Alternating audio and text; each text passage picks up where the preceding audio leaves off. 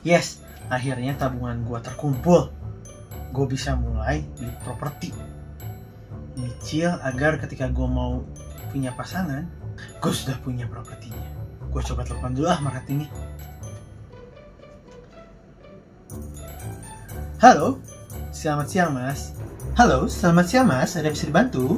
Iya mas, saya lagi mau nanya properti yang saya lihat di brosur ini mas. Katanya DP-nya cuma 50 juta mas ya. Itu udah termasuk uang muka kan mas? Iya betul, DP-nya 50 juta. Tapi itu belum all in ya mas? Hah? Belum all in mas? Nah kalau belum all in, apa aja mas biaya yang harus saya siapkan? Termasuk biaya AJB, biaya notaris, yang meliputi biaya baik nama, biaya pengecekan sertifikat, biaya roya, biaya zona nilai tanah, biaya akta jual beli,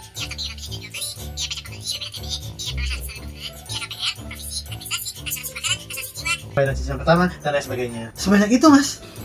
Kurang lebih mas ya, karena harganya propertinya 1M, berarti biayanya kurang lebih 100 juta.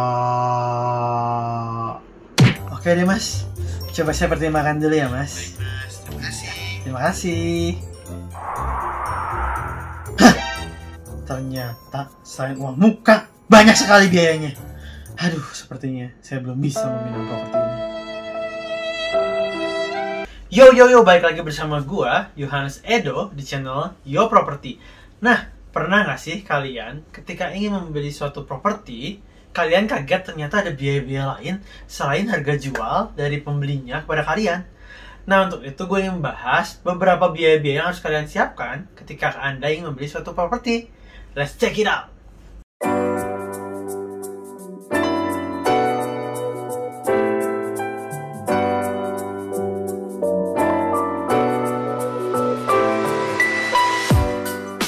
Biaya pertama yang harus kalian perhatikan adalah BPHTB atau pajak pembeli.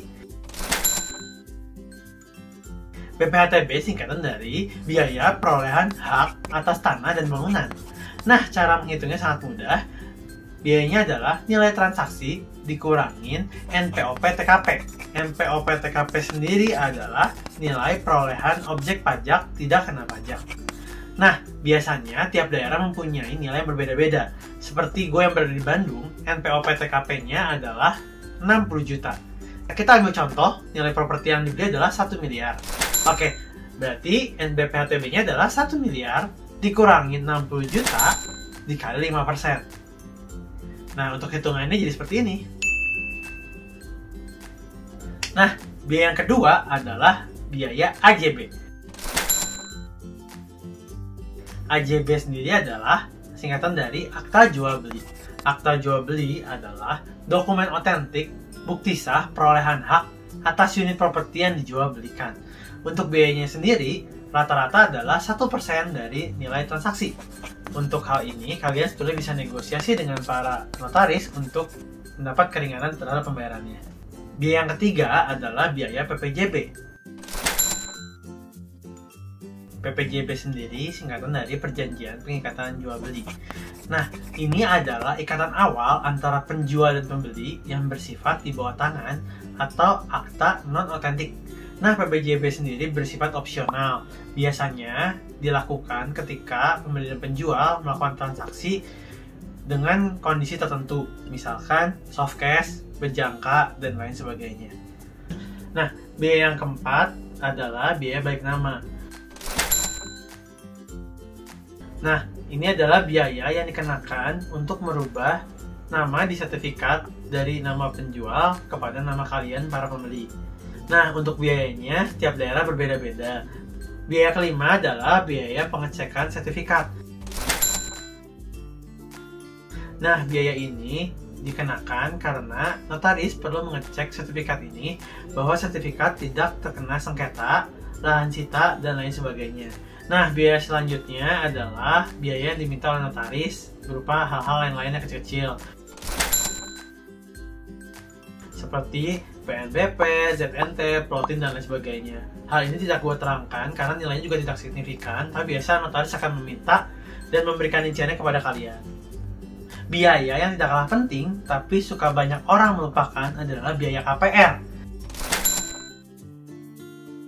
Nah, biaya ini akan dikenakan untuk kalian para pembeli yang melakukan pembelian properti secara kredit.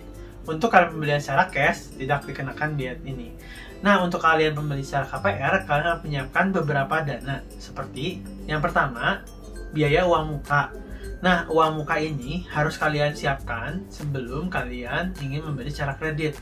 Nah, rata-rata uang muka adalah 30% dari nilai transaksi atau nilai properti yang kalian ingin beli. Nah, 30% ini masih bisa naik dan turun sesuai dengan kapasitas dari kalian masing-masing. Yang kedua adalah biaya provisi. Nah, biaya provisi ini adalah ketentuan dari bank masing-masing. Biasanya nilainya adalah 1% dari nilai transaksi. Nah, yang ketiga adalah biaya administrasi. Biaya administrasi ini juga sama, berbeda-beda tergantung tiap banknya. Lalu yang keempat adalah biaya asuransi. Nah, biaya asuransi ini meliput dua hal. Yang pertama adalah asuransi jiwa, yang kedua adalah asuransi terhadap rumah. Biasanya adalah asuransi terhadap kebakaran. Nah, biaya asuransi ini yang jarang kita tahu berapa nilainya karena tergantung berdasarkan umur kalian, pendapatan kalian, dan resiko bank terhadap memberikan pinjaman kepada kalian. Biaya berikutnya adalah ansuran pertama. Nah, biasanya beberapa bank meminta kalian membayar ansuran pertama ketika Anda menandatangani akad kredit. Nah, jangan lupa itu bisa dinegosiasikan, tapi biasanya sih tetap dimintakan pada pertama kali Anda melakukan tantangan akad kredit. Nah, ada juga keterangan tambahan dari saya, yaitu ketika para developer berkata biayanya sudah all in. Nah, all in ini kalian harus mengecek apakah biaya-biaya ini sudah termasuk keseluruhan atau hanya tertentu. Seringkali developer hanya mengenakan biaya terhadap AJB, BPHTB, notaris, dan lain sebagainya, kecuali biaya KPR. Tapi untuk itu, karena kalian sudah menonton video ini, kalian harus mengecek terlebih dahulu kepada pihak developer apa saja yang sudah masuk dan belum, agar kalian tidak salah atau kalian kaget dalam membayar biaya-biaya awalnya. Oke? Nah, itu adalah biaya-biaya yang harus kalian siapkan ketika kalian membeli sebuah properti. Nah, seringkali seorang pembeli properti tidak mengetahui biaya-biaya ini. Karena kalian telah mengetahui dari saya, jangan lupa kalian siapkan biaya-biaya ini agar kalian sudah menyiapkan hal-hal yang kalian perlu untuk membeli sebuah properti. Sampai segitu aja. Jangan lupa kalian like, comment, dan subscribe. Jangan lupa juga kalian klik tombol lonceng di bawah ini agar kalian tidak ketinggalan info-info penting tentang dunia properti dan konstruksi. Segitu aja informasi gua, sampai jumpa di episode berikutnya. Dadah!